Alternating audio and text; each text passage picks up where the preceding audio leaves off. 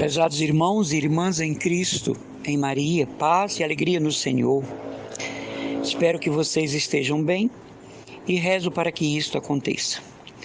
A minha reflexão hoje, ela vai mais para coordenadores, formadores, iniciadores de jovens, tanto na catequese crismal como em grupo de jovens, novas comunidades, comunidades já estabelecidas, pastoral de juventude. Eu ontem estive em missão em uma comunidade que quero preservar o nome, o bairro, a paróquia, e eu voltei meio desorientado. Eu lá encontrei jovens acorrentados na cintura e alguns a corrente descia até os pés. Não era um jovem, nem 2, nem 3, nem 4, nem 5. E se diziam cavaleiros da volta de Jesus. Essas correntes eram usadas por dentro da roupa. E esses jovens, rapazes e moças entre 16 e 18 anos, segundo o coordenador onde eu fui, aprenderam isso de uma determinada nova comunidade aqui em Fortaleza.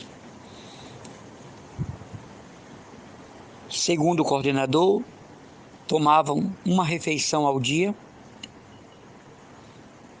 e estavam completamente fora da sociedade, do mundo, vivendo em casa e frequentando essa comunidade onde essas coisas são apregoadas, onde essas coisas são ensinadas. Amados irmãos, isto é uma coisa muito séria. Isso demanda resposta das autoridades eclesiásticas. Isso impõe a necessidade de um pronunciamento das autoridades eclesiásticas.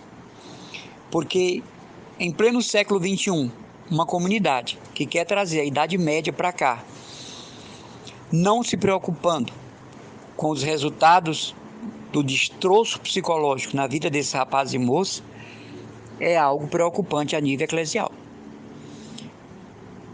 Um fanatismo em torno do terceiro segredo de Fátima, um fanatismo em torno da figura do arcanjo São Miguel, um fanatismo em torno da figura do diabo, Lúcifer, e o pior, um fanatismo com relação à segunda vinda de Jesus.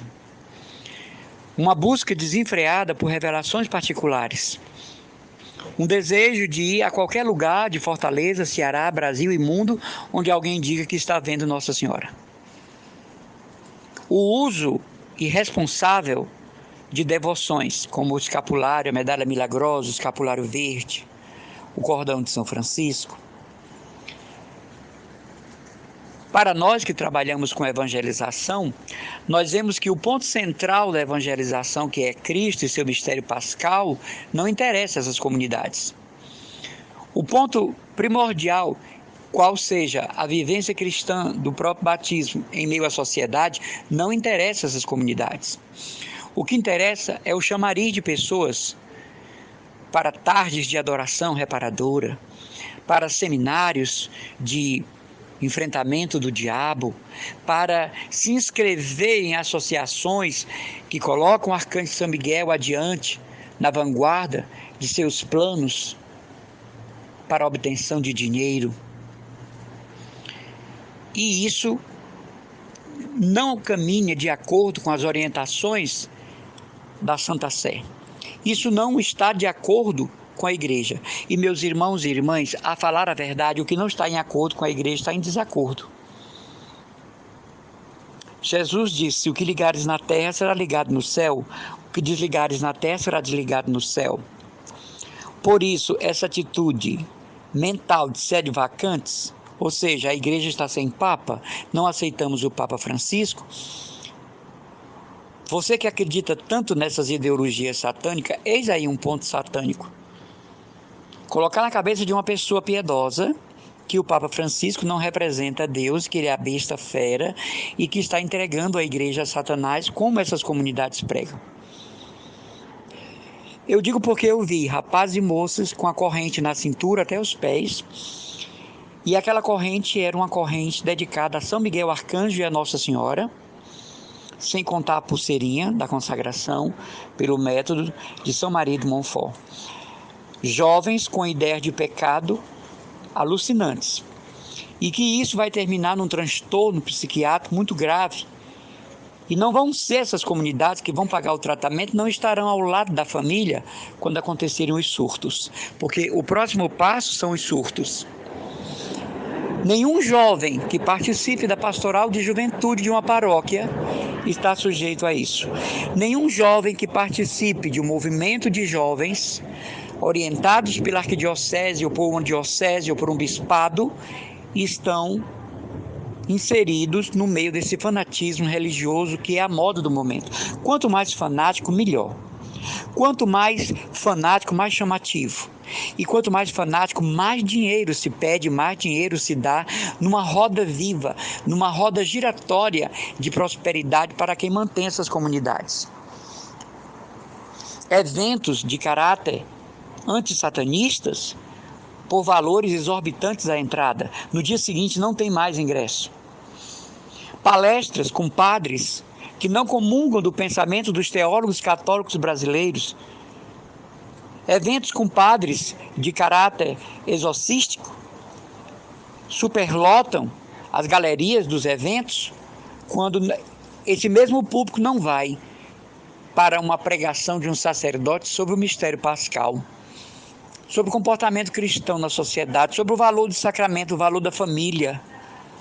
Mas esses assuntos de caráter satanista atraem, porque a grande maioria das pessoas tem problemas de caráter psicológico, então é um imã. E quem produz esses eventos sabem disso, e é uma fonte de renda inesgotável. Eu hoje quero falar com você, coordenador, coordenadora, orientador, pesquisador de realidades pastorais. O fanatismo não é de forma nenhuma compatível com a doutrina católica. O fanatismo não é compatível com o caminhar cristão católico no Brasil e no mundo. Nós temos um Papa cujo equilíbrio teológico nós temos visto. E esses que são adeptos de certas comunidades antipapais, nós vemos que são pessoas que daqui a 5 anos abandonaram a igreja, ou são protestantes ou caíram na gandaia, como a gente diz aqui em Fortaleza. Quando você vê uma pessoa muito fanática, saiba, por debaixo daquilo existe uma hipocrisia e uma vida tresloucada de muita orgia. Tudo debaixo do tapete da Divina Misericórdia, do tapete da devoção a São Miguel, do tapete do terceiro segredo de Fátima, jogado debaixo do tapete da segunda volta de Jesus. Então agora relâmpagos, inundações, trovões, não é? Furacões, tudo isso agora é colocado como o terceiro segredo de Fátima, a volta de Jesus. Tornados, inundações de todo gênero, seja de rio, seja de mar, seca em lugar que antes era verdejante. Tudo isso é colocado e aí se inventa um evento para falar sobre isso com o preço nas alturas. Esse episódio de Natal e esse episódio de Salvador, comunidades estão produzindo adorações reparadoras, mas por preços exorbitantes para a venda de seus produtos. Então é maravilhoso que aconteça um escândalo como o de Natal na catedral, porque tais comunidades vão fazer eventos reparadores. E qual é o pensamento dos fundadores? Nós vamos tirar o maior número de dinheiro que nós pudermos, chegou a nossa chance. Que bom que esse homem profanou o Santíssimo, que bom. Porque agora nós temos como fazer um evento reparador e colher o maior número possível de dinheiro. E chamam isso de salvar almas. Nós esperamos que os bispos se pronunciem. Nós esperamos que os sacerdotes se pronunciem. São tantas essas coisas que chegam até o nosso arcebispo, que muitas vezes ele sozinho não pode se pronunciar, mas nós temos os bispos auxiliares, nós temos os sacerdotes da cúria, que poderiam tomar conhecimento de que jovens estão sendo instruídos a usarem correntes na cintura, que jovens estão sendo orientados a comerem uma vez por dia para imitar Frei Pio. Nós sabemos que a alimentação de Frei Pio era dosada por conta do seu problema de saúde. Jovens estão sendo orientados a terem em si estigmas, a viverem em êxtase, a terem levitações. Jovens estão formados para se consagrar a Maria de um modo como escravo, mas escravo mesmo. Quando Jesus diz: conhecereis a verdade vos libertará.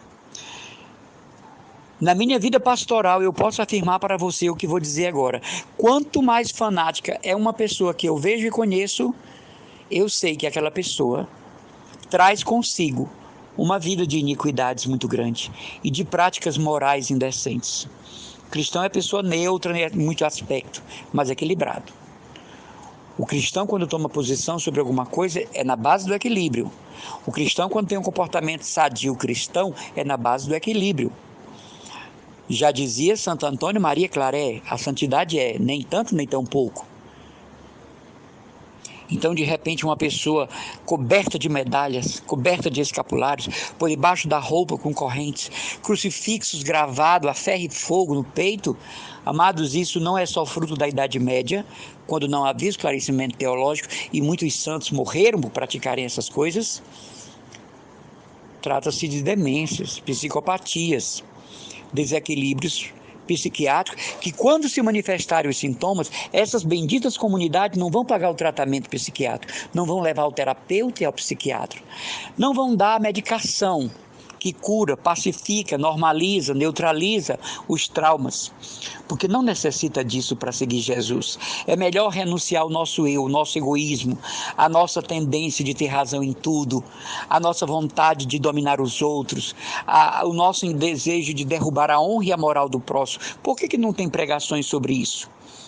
Melhor do que usar uma corrente da cintura aos pés é obedecer os pais, é amar os familiares, é perdoar os familiares, é orientar os jovens, é praticar uma caridade voluntária com quem está passando fome, é visitar um enfermo, é visitar uma família de luto, é fazer uma campanha entre amigos para levar cobertores, lençóis para os que estão nas praças de Fortaleza e dos bairros.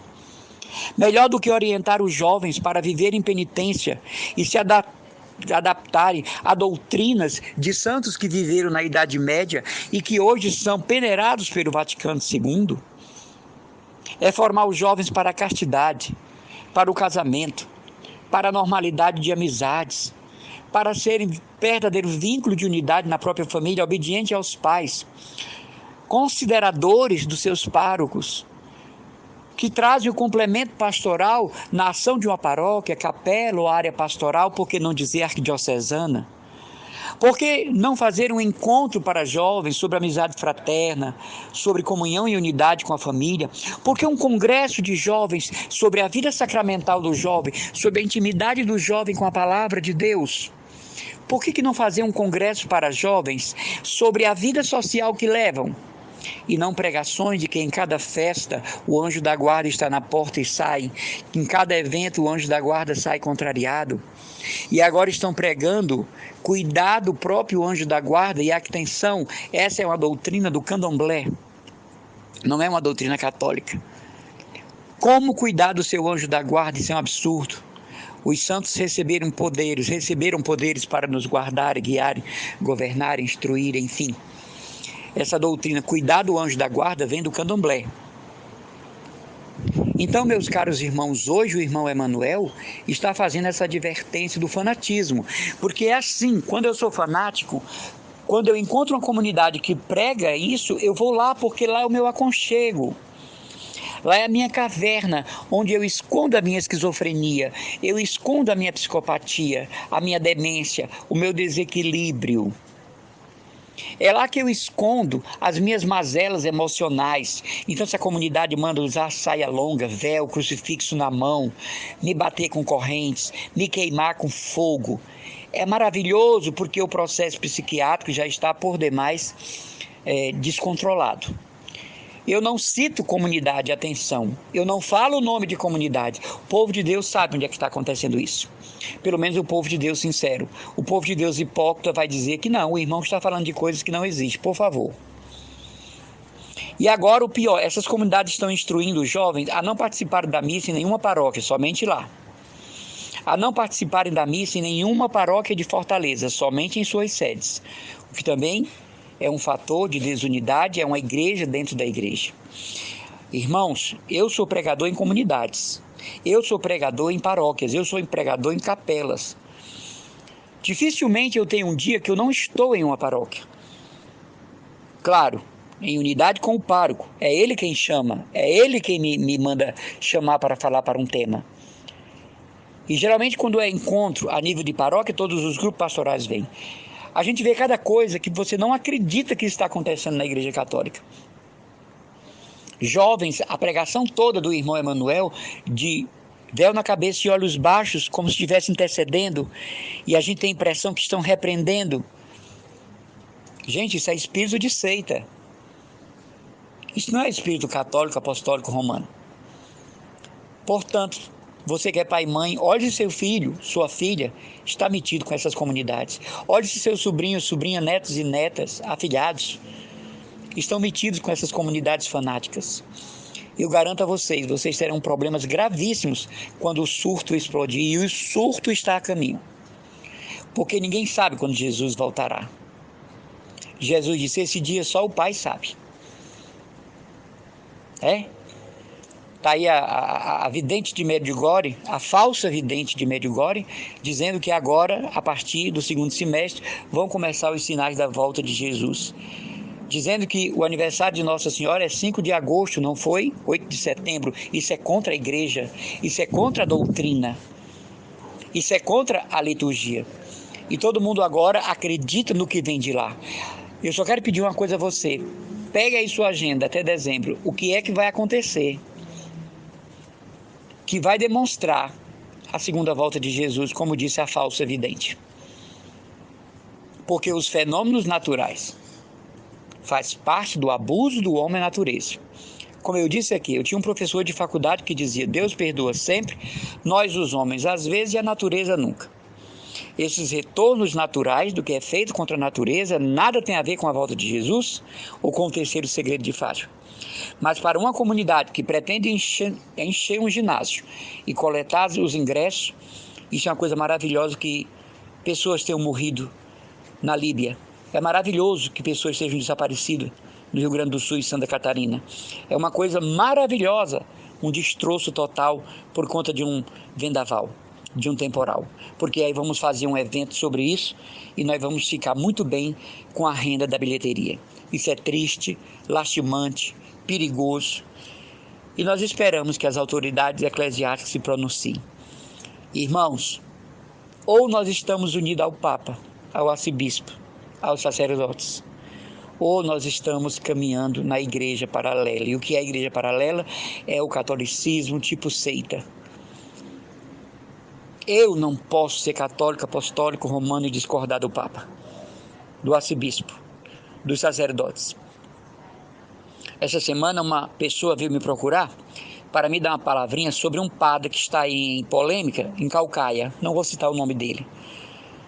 E eu perguntei para essa pessoa por que eu tinha que falar. Ele disse, não, porque o senhor sempre toca nos assuntos polêmicos da igreja. Eu disse, não, eu não toco nos assuntos polêmicos da igreja. Eu nunca falo que não devo, eu nunca estou onde não devo, eu não frequento nenhum lugar porque fulano vai, eu não vou para nenhum evento porque fulano é o pregador. As minhas coisas são todas naturais. Agora, falar sobre o padre, que eu conheço apenas de nome e que sei, porque eu trabalho também para o lado de Caucaia, que ele faz um trabalho maravilhoso em sua paróquia, que soergueu a sua paróquia, eu não vou falar, minha filha. E mesmo que não fosse um sacerdote com essas características, eu pergunto, por que eu tenho que falar? E o que era isso? Uma armadilha. Uma moça veio munida da sua equipe para que eu falasse sobre esse padre aqui para os lados da Caucaia, para colocar num programa que está combatendo esse sacerdote. Jamais, minha filha. Você procurou a pessoa errada. E vou até exagerar no português, erradíssima. Eu jamais iria falar contra um sacerdote, a menos que ele se levantasse contra o Papa, contra o arcebispo ou contra a doutrina da igreja. A opinião deste sacerdote num assunto específico é coisa dele e do arcebispo. E o programa que ela queria levar a minha fala é um rapaz fanático, que atrás dele tem um vendaval de imagens, parece mais um altar de umbanda, de candomblé, não precisa daquilo, e é sempre um programa contra o Papa, contra a igreja. Nessa eu não caio. Então foram embora, cabisbaixos, desorientados, e dizendo que eu estava com medo de falar a verdade, contra um sacerdote diocesano, que até onde eu sei está fazendo um ótimo trabalho aqui para os lados de Caucaia. Vocês sabem de que eu estou falando. Não tenho nada contra esse sacerdote. E não teria, por conta de quê? Quem me trouxe a proposta de uma entrevista sobre o assunto são católicos fanáticos. E o fanatismo só termina em demência, psicopatia, degeneração psíquica, desequilíbrio, depressão, obsessão e alucinação. Vamos ficar atentos? O fanatismo é incompatível com a fé cristã. Um grande abraço e as orações do irmão Emanuel Maria, consagrado da comunidade católica Christus Dominus, da paróquia de Santa Luzia, no Meireles, da Casa Mãe, na Aerolândia, e na paróquia da Vila Manuel Sátiro.